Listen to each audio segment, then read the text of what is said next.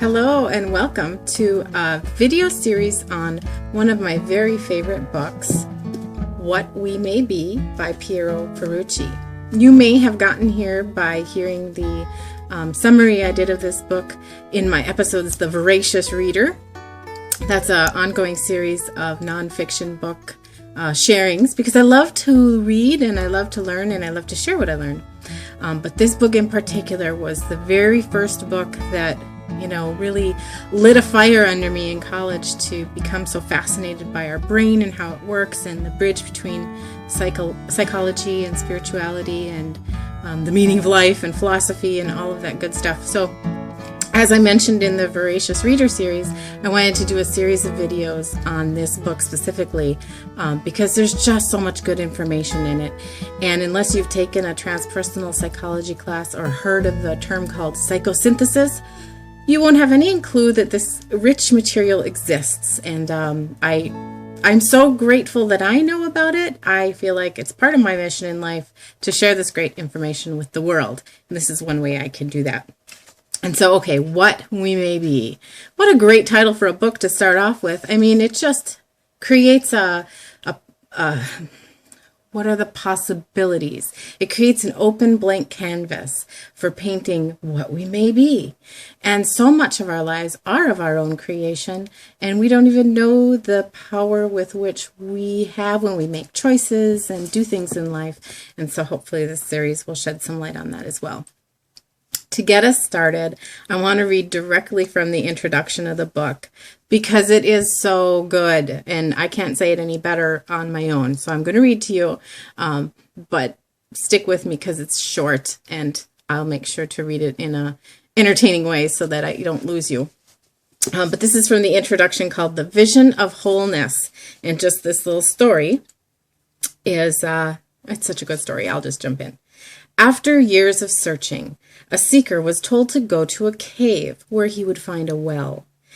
Ask the well what is the truth, he was advised, and the well will reveal it to you.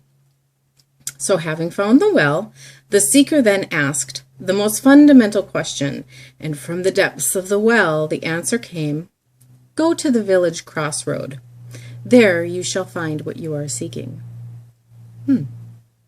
So full of hope and anticipation, the man ran to the crossroad to find only three rather uninteresting shops. One was a shop selling pieces of metal, and one was selling wood, and another was selling thin wires.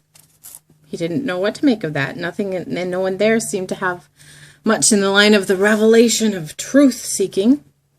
So disappointed, the seeker returned to the well and demanded an explanation. And he was only told, you will understand in the future. And when the man protested, all he got in return were echoes of his own shouts coming from the bottom of the well, indignant for having been made fool of. Or so he thought at the time. The seeker continued his wanderings in search of the truth, and the years went by, the memories faded.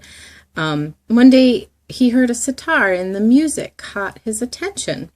It was wonderful music, and it was played with great mastery and inspiration. I don't know if I pronounced that right, sitar, I don't know, sitar, S-I-T-A-R. Profoundly moved, the truth seeker felt drawn toward the player, and he looked at the fingers dancing over the strings. He became aware of the sitar itself, and then suddenly he exploded in a cry of joyous recognition. The sitar was made out of wires and wood and metal, the things he found at those three shops, that he didn't think had any particular significance whatsoever. At last, he understood the message of the well. We have already been given everything we need. Let that sink in for a minute. We have already been given everything we need. Our task is to assemble it and use it in the appropriate way. Nothing is meaningful as long as we perceive only separate fragments, but as soon as the fragments come together into a synthesis, a new entity emerges, whose nature we could have we could not have foreseen when we considered the fragments alone. My question for you, viewer, is what are you not foreseeing that your fragments will make once synthesized? In other words, what may you be?